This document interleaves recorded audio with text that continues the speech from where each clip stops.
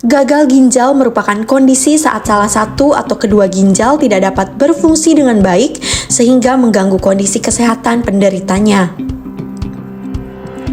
Menurut data yang dikeluarkan oleh Kementerian Kesehatan pada tahun 2022 menyebutkan bahwa jumlah kasus kematian akibat gagal ginjal di Indonesia terbilang cukup tinggi, yaitu sekitar 57%.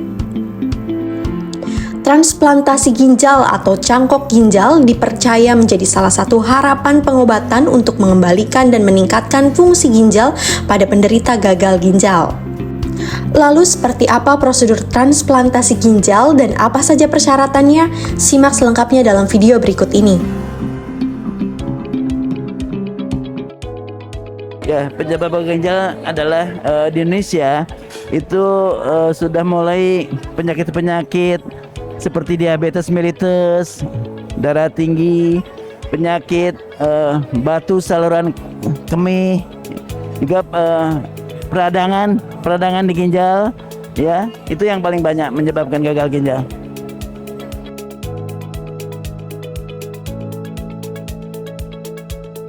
Biasanya pasien yang harus dicangkok ginjal pasien yang sudah mengalami gagal ginjal ya. Tapi paling ideal, paling bagus adalah dia sebelum dilakukan cuci darah. Itu hasilnya paling baik. Ya, karena setelah cuci darah itu juga menimbulkan hal yang kurang baik buat pasien, sehingga kalau dia belum cuci darah biasanya hasilnya akan jauh lebih baik dibandingkan kalau sudah cuci darah.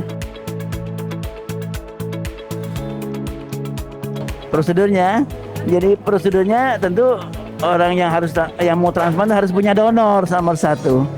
Donor yang sesuai dengan resipien dan donor yang sehat. Nah, nanti dokter yang memeriksa apakah ada halangan nggak untuk jadi donor, ya. Selain itu juga nanti yang penting juga adalah dari segi hukum legal, apakah etik dan legal, ya itu akan ada tim sendiri di luar tim dokter yang akan menilai, ya masalah etik dan legal yang memutuskan apakah bisa jadi donor atau tidak. Biasanya itu berkaitan dengan faktor hukum, ya.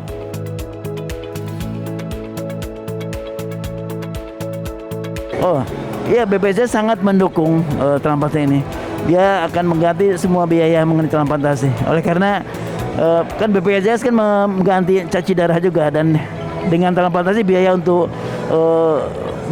cuci darah kan akan menjadi menurun kalau dia dicangkok kan. Nah, itu buat BPJS tentu akan lebih baik dari segi keuangan, dan dia membantu tentu asal calon penerima itu harus mempunyai calon donor.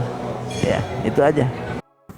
Salah satu pasien RS Siloam Asri yang berhasil melakukan transplantasi ginjal adalah Rinaldi Alamsyah yang menderita gagal ginjal kronis bertahun-tahun dan mendapatkan donor ginjal dari istrinya Dwi Arianti Pratiwi. Menurut Dwi, alasan ia rela mendonorkan ginjalnya adalah lantaran Dwi tak tega melihat sang suami yang harus menjalani cuci darah berkali-kali. Jadi kalau untuk alasannya ya tadi kualitas hidupnya lebih baik kan dibanding kita melakukan HD, karena HD itu kualitas hidupnya sangat nggak baik, apalagi kalau kita ke tempat HD yang tidak tepat. Bolak-balik rumah sakit dalam 1 minggu itu pasti. Nah, tapi setelah transplant itu semua udah kayak hidup biasa, udah kayak orang sehat aja tapi terbatas. Kalau motivasi saya sih pertama yang pasti karena suami sakit, kita juga ikut sakit kan. Motivasinya yang utama itu anak-anak itu kan masih kecil, ada 4. Nah, itu motivasi saya untuk pengen suami bisa melihat anak-anaknya tumbuh tumbuh sukses ke depannya tanpa ada rasa sakit. Itu aja sih. Untuk perubahan sih jauh lebih bagus, kualitas hidup itu jauh lebih sehat.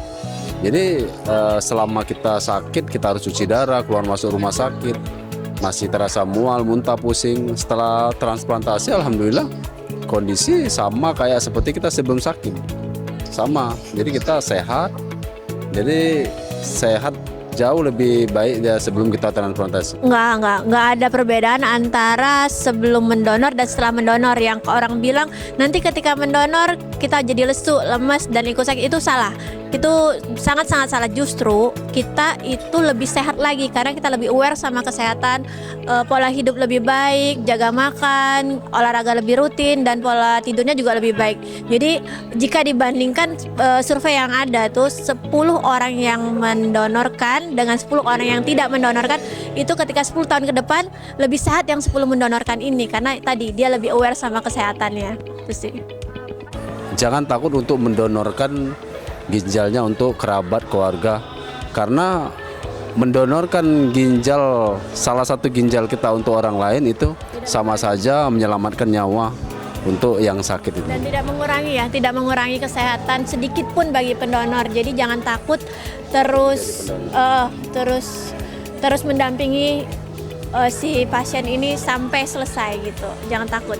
Sebagai informasi tambahan, RS Siloam Asri pada 12 Januari 2023 lalu melakukan peluncuran layanan unggulan transplantasi ginjal untuk menjawab kebutuhan pasien akan terapi pengganti ginjal di Indonesia. Kini masyarakat tak perlu datang ke luar negeri untuk menjalankan tindakan transplantasi ginjal. Terima kasih, hari ini kita melakukan acara Grand Launch untuk Kidney Transplant Center yang ada di ASRI, di mana kami sudah melakukan 220 pasien transplant dan sudah diakui secara resmi sebagai center transplant oleh Kemkes. Kami sangat bersyukur bisa melakukan ini oleh tim multidisiplin di ASRI, sehingga outcome atau prognosis dari pasien-pasien transplantasi ginjal ini adalah sama seperti di luar negeri. Bahkan sedikit lebih tinggi dari outcome yang ada di luar negeri, sehingga pasien-pasien yang membutuhkan transplantasi ginjal tidak perlu lagi ke luar negeri, tapi bisa melakukan di dalam negeri dan bisa melakukan di Siloam.